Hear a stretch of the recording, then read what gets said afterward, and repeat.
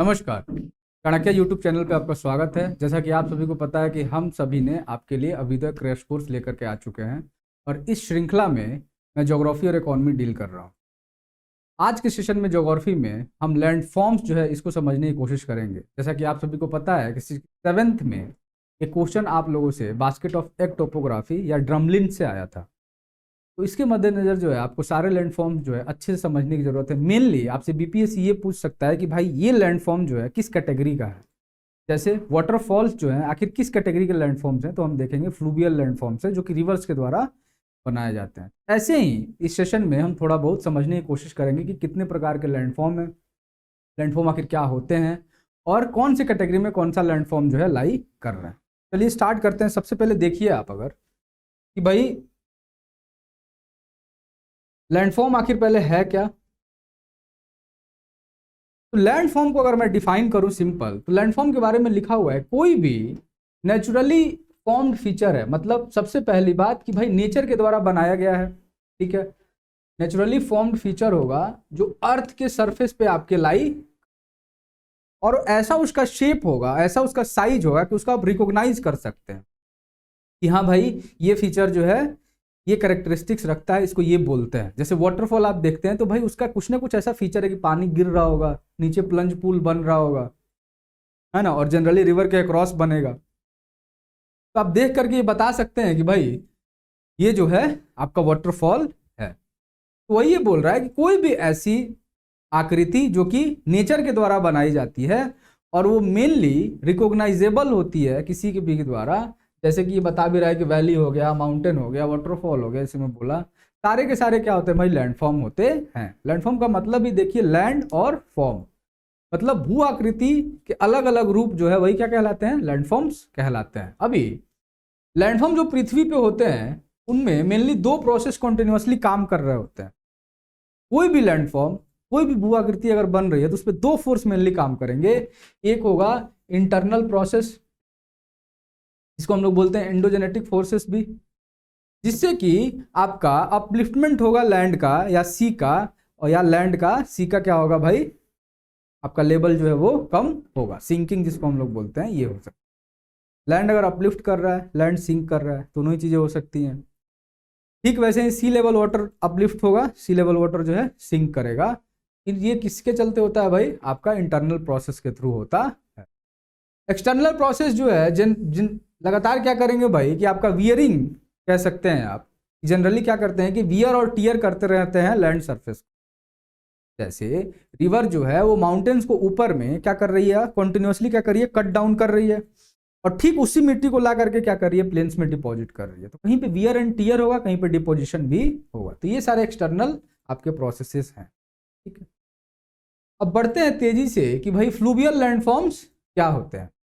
Fluvial का मतलब यहाँ पे सिंपल सा ये है कि भाई जो कि रिवर के द्वारा क्या होगा, बनाया जाएगा। जो भी रिवर के द्वारा बनाया जाएगा ऐसे लैंडफॉर्म्स को क्या बोलते हैं, फ्लूवियल लैंडफॉर्म। तो सबसे पहले देखते हैं भाई कि पहला जो इरोजिव नेचर का है, जिसमें कि वैसे लैंडफॉर्म जो कि इरोजन के बाद बने हैं।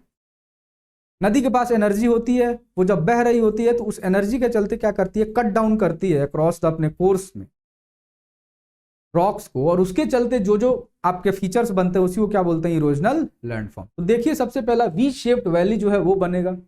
वी शेप्ड वैली क्यों बनेगा कि मान लो नदी यहां से आ रही है, इसके पास इतनी एनर्जी है कि ये वर्टिकली क्या कर रही है, इस सेक्शन के रॉक्स क्या कर रही है भाई, डिपोजिट जो भी आपके सेडिमेंट्री रॉक्स इनको क्या कर रही है, तेजी से कट डाउन कर रही है, क्योंकि बस एनर्जी काफी ज्यादा है। और ये एनर्जी कहाँ ज्यादा मिलेगी, ऑफकोर्स जहां पे ग्रेडियंट स्लोप ज्यादा होगा, जिसके थ्रू रिवर्स ट्रेवल कर रही है। तो इसलिए वी शेप्ड वैली जो है वो आपकी यहाँ पे फॉर्म होगी। पॉट होल्स क्या होंगे भाई कि जब रिवर्स फ्लो कर रही होगी तो गड्ढे जो हैं वो बनते हैं कोर्स के दौरान, उसको क्या बोलते हैं भाई, पॉट होल। सबका अभी हम फोटोग्राफ ऑफ कोर्स देखेंगे जिससे आपकी और क्लैरिटी आएगी। वाटरफॉल और प्लंज पूल, सबने आप लोगों ने जो है वाटरफॉल देखा होगा। तो भाई रिवर को क्या मिलता है, एक हार्ड रॉक मिलता है जिसके अक्रॉस जब वो बह रही होती है तो उसको कट डाउन नहीं कर पाती है, थोड़ा पीछे की ओर आती है और नीचे जब गिरती है तो एक पूल क्रिएट होता है, इसको हम लोग प्लंज पूल बोलते हैं। तो वाटरफॉल भी क्या है, कि इरोजनल फीचर है। बीपीएससी आपसे ये भी पूछ सकता है कि वाटरफॉल कैसा फीचर है, डिपोजिशनल है कि इरोजनल है, तो आपको ये भी थोड़ा बहुत ध्यान देने की जरूरत है। रैपिड्स जो है क्या होते हैं भाई कि सडन जब स्लोप में इंक्रीज आता है तो रैपिड्स बनते हैं। रैपिड सिंपल ये समझो, जैसे कि जनरली जब रिवर बह रही होती है तो यहाँ पे कहीं पे आप देखिएगा गौर से भाई हार्ड रॉक होता है, जो उठा हुआ हिस्सा आप देख रहे हैं, और इधर जहां पे ज्यादा कटिंग हुई है इधर क्या होता है, सॉफ्ट रॉक है। तो सॉफ्ट रॉक को आसानी से क्या करती है रिवर, कट डाउन कर देगी।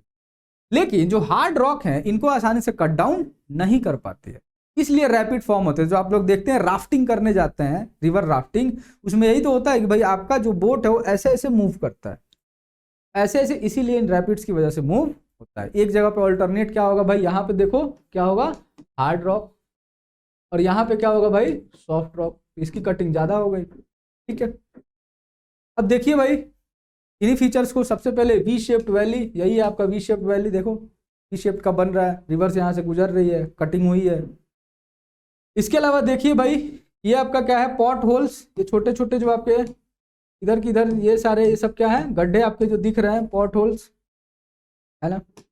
इसके अलावा देखिए आपका ये क्या है भाई, वाटर फॉल, यहाँ गिर रहा है, ये वाला हिस्सा क्या है, प्लंज पूल, ये वाला हिस्सा क्या है, प्लंज।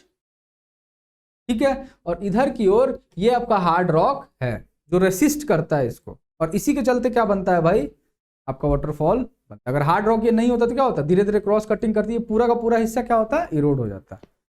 लेकिन हार्ड रॉक जो ये रेसिस्ट करता है, इसके चलते आपका वाटरफॉल बनता है। इसके अलावा रैपिड्स देखिए जो मैं समझा रहा था भाई, यहाँ पे क्या है, हार्ड रॉक, यहाँ पे क्या है, हार्ड रॉक, यहाँ पे क्या है, हार्ड रॉक, यहाँ क्या है भाई, सॉफ्टर रॉक, यहाँ क्या है, सॉफ्टर रॉक। और इसलिए आप जब मूव करते हैं तो ऐसे ऐसे कुछ आपका बोट मूव होता है। ठीक है जी, अब देखिए डिपोजिशनल कुछ फीचर भी हैं भाई। रिवर ने कटिंग की तो इरोजनल फीचर आए, डिपोजिशनल फीचर में देखिए सबसे पहले ऑक्सबो लेक। ऑक्सबो लेक क्या होगा कि रिवर जो है जो मूव कर रही होगी तो उस समय क्या होगा, बहुत ज्यादा मिएंडरिंग हो जाएगा।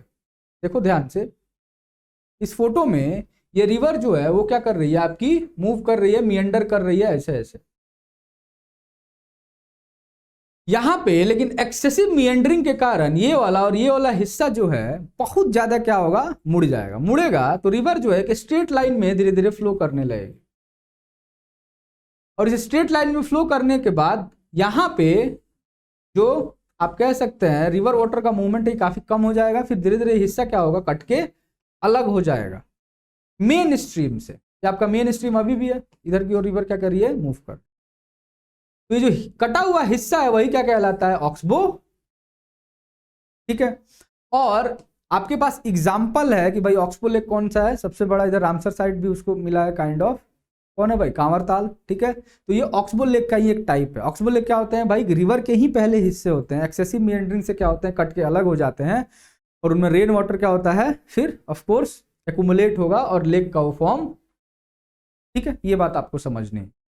अभी देखिए ऑक्सबो लेक जो एक डिपोजिशनल आपका फीचर बना। इसके अलावा flood plain, of course flood plain क्या होगा भाई, बनेगा कि मान लो कि ये एक सेक्शन है जिसमें क्या हो रहा है भाई, रिवर जो है ऑफकोर्स इसी में बहेगी, इस वाले क्रॉस सेक्शन में। लेकिन जब वो इसका पानी ऊपर आएगा तो इन एरियाज में क्या करेगी भाई, डिपोजिशन करेगी, और ये जो प्लेन्स होंगे इसके डिपॉजिट से बनेंगे, इसी को क्या बोलते हैं, फ्लड। तीसरा देखिए करेवास।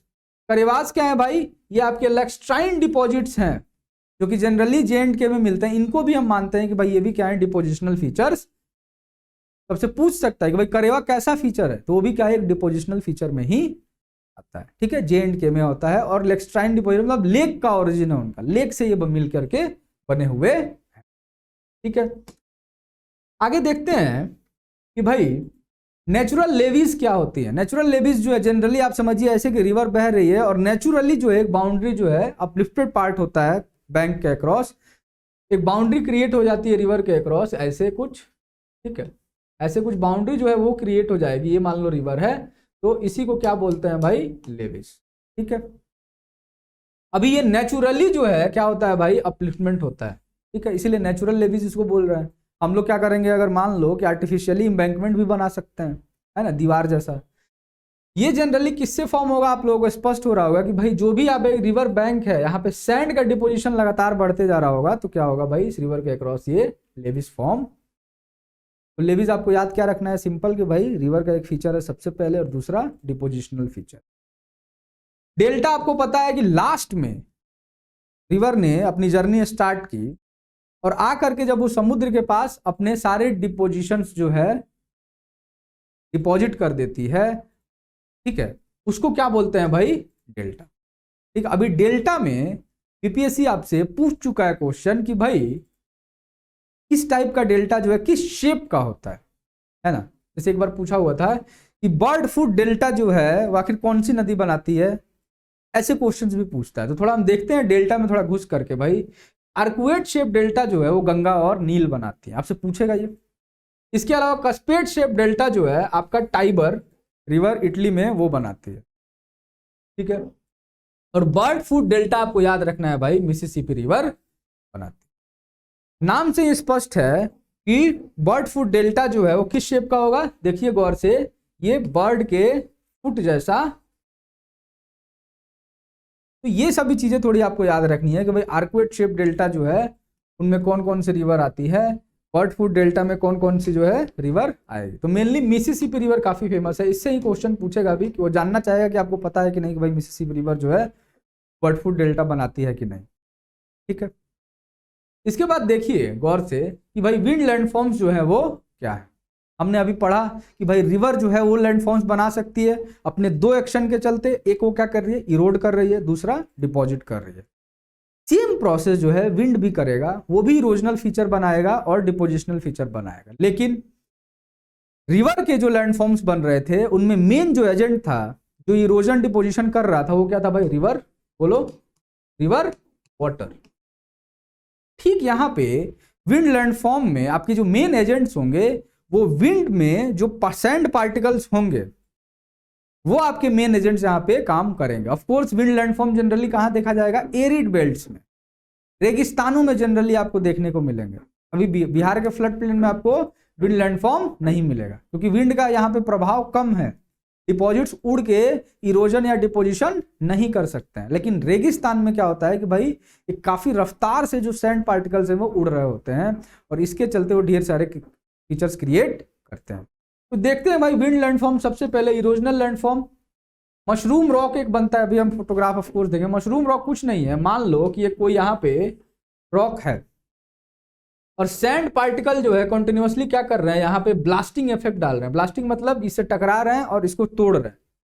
तो धीरे धीरे ये वाला हिस्सा जो है वो क्या होता है, आपका पतला सा हो जाता है और कुछ ऐसा शेप जो है वो आपका बन जाएगा मशरूम जैसा, ठीक है। ये वाला हिस्सा क्या हो रहा है, इरोड हो गया, किसके चलते, सैंड पार्टिकल्स के चलते जो विंड के द्वारा कंटिन्यूअसली ब्लो हो रहे थे। तो ऐसे जो है मशरूम रॉक आपका फॉर्म। अभी यार्दंग्स और जेग्यून्स जो है सेम इसी फीचर से होंगे, लेकिन ये ऐसे सिंगल रॉक पे काम नहीं हो रहा होगा आपका। मान लो कि कोई ऐसा एरिया है जहां पे सॉफ्ट रॉक है और आपका क्या है, हार्ड रॉक है। अब ये वाला बेल्ट मान लो क्या है, सॉफ्ट है, और ये जो मैं सीधे सीधे लाइन से दिखा रहा हूं क्या है, मान लो हार्ड। अब विंड जो है इसके अक्रॉस बह रही है तो आपका यहां पे क्या होगा भाई, ये जो हार्ड रॉक है ये इरोड नहीं होगा, ये जो सॉफ्ट रॉक है वो क्या होगा, इरोड। तो कुछ अलग तरीके का आपको फीचर वहां पे देखने को मिलेगा। तो एक तरीका ये है कि विंड ऐसे बह रही है, दूसरा तरीका ये है कि ऐसे बह रही है। तो दोनों ही तरीकों से जब विंड बहती है तो आपका यार्दंग एक में बनेगा, एक में जैग्यून्स बनेगा, ये आपको याद रखना, ठीक है। इसके बाद से देखिए एक होता है डिफ्लेशन हॉलो। डिफ्लेशन हॉलो कुछ नहीं है, कोई ऐसा एरिया है जहां पे इतना ना तेज इंपैक्ट आया विंड का कि वहां का सैंड जो है वो पूरी तरह से उड़ करके बाहर आ गया, तो गड्ढे जैसा वहां पे दिखेगा एक बड़े से, उसी को क्या बोलते हैं, डिफ्लेशन हॉलो, ठीक है। अब देख लीजिए भाई, सबसे पहले आपका ये मशरूम रॉक है, देख रहे हैं ये नीचे वाला हिस्सा क्या हो चुका है, इरोड हो चुका है, ठीक है। इसके अलावा ये मैं बता रहा था यार्दंग्स और जैग्यून्स, ये उन्हीं के क्या है, टेबल लाइक स्ट्रक्चर है, ये आपके फॉर्म, ठीक है। इसके अलावा गौर से देखिए भाई, अगर विंड जो है वो ऐसे बह रही है इस सेक्शन में तो क्या हुआ है भाई, आपका ये वाला जो सॉफ्टर रॉक है वो हट गया है और ये जो हार्डर आपके रॉक्स हैं वो दिखाई दे रहा है। इन्हीं को क्या बोलते हैं, जो हार्डर रॉक आपको दिखाई दे रहा है, जैग्यून्स, ठीक है। ये आपको ध्यान रखना है। अब डिपोजिशनल फीचर्स क्या क्या हो सकते हैं भाई, sand dunes one of the most important. देखते हैं आप लोग जब भी रेगिस्तान का फिल्मों में दिखाया जाता है, तो भाई सैंड ड्यून्स आपको दिखाई जाता है, ठीक है, चंद्रमा के शेप के थोड़े होते हैं ये। इसके अलावा ये जनरली कब फॉर्म होते हैं भाई, कि जो भी सैंड जो है वो रॉकी डेजर्ट से आता है, उसके थ्रू क्या होंगे भाई, फॉर्म। अभी जो लार्जेस्ट सैंड ड्यून है उनको क्या बोलते हैं, बरखांस। आपसे पूछ सकता है बीपीएससी कि भाई बरखांस कैसे लैंड फॉर्म है, तो लार्जर सैंड ड्यून है वो क्या है, बरखान। और सैंड ड्यून किसका पार्ट है, विंड लैंड फॉर्म का। आंसर क्या होगा, विंड लैंड, ठीक है। और ये जो है जनरली किसके डायरेक्शन में बनेंगे, बरखांस विंड के डायरेक्शन में बनेंगे, ठीक है, विंड के अपोजिट नहीं बनेंगे, यानी कि विंड जिस तरफ बह रही होगी उधर डिपोजिशन होगा और बरखान जो है वो बनते चले जाएंगे।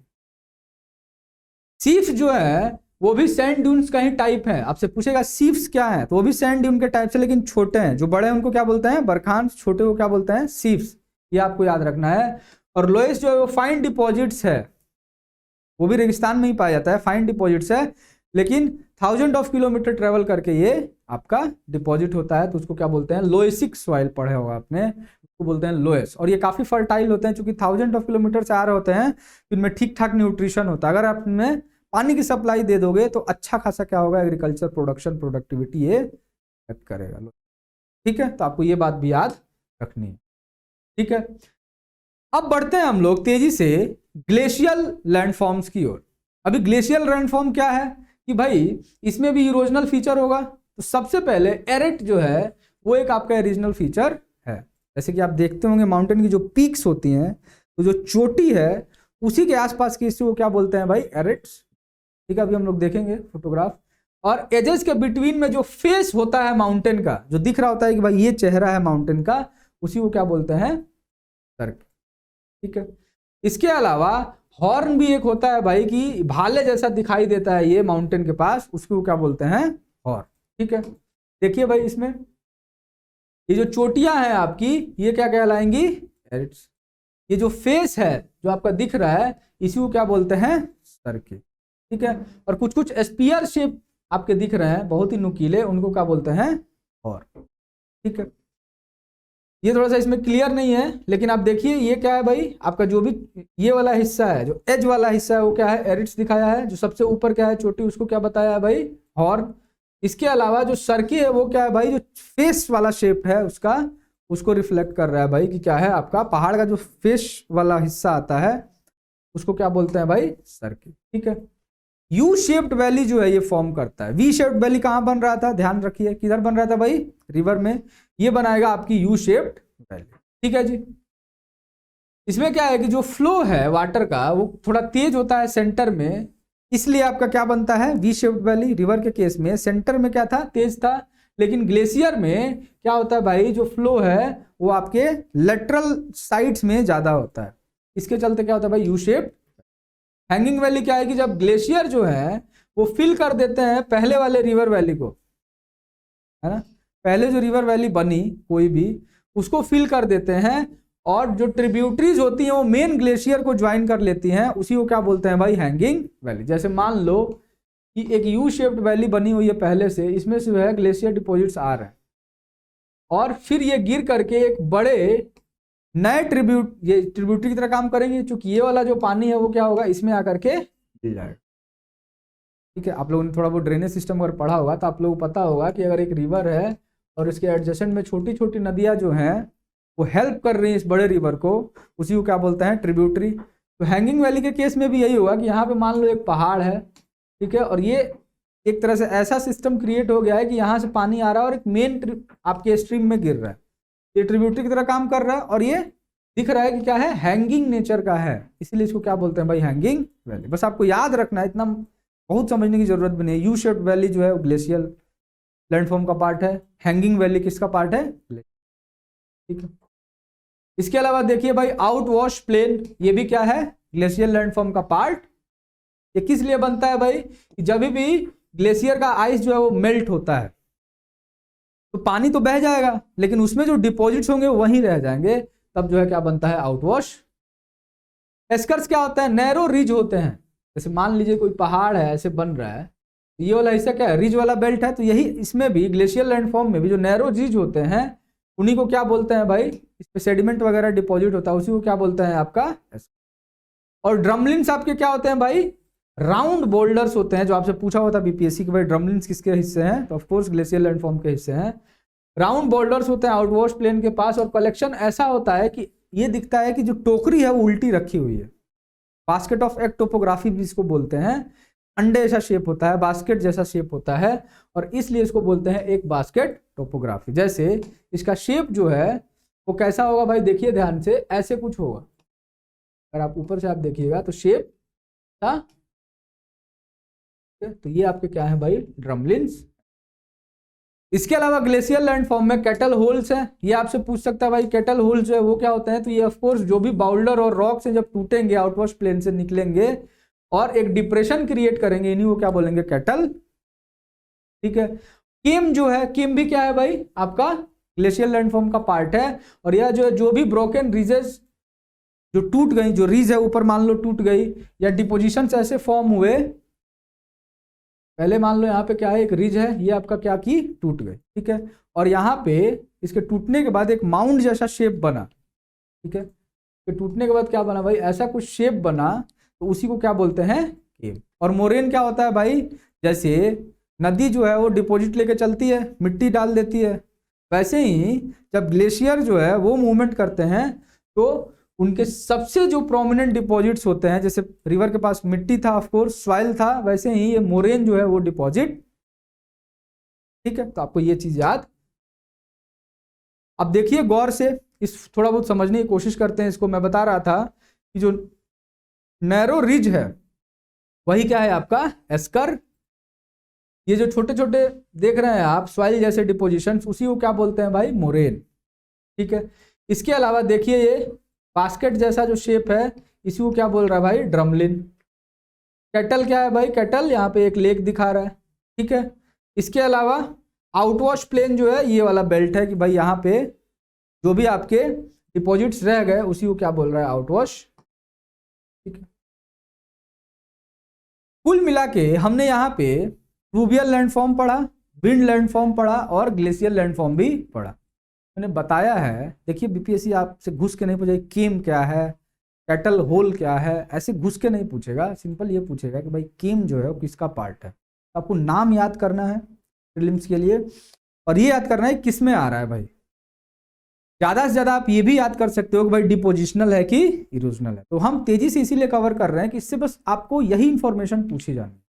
ठीक है। तो अगले सेशन में मिलते हैं और फिर जो है उसमें कास्ट टोपोग्राफी वगैरह कवर करेंगे और लैंडफॉर्म को समाप्त करेंगे। तब तक के लिए जय हिंद, जय भारत।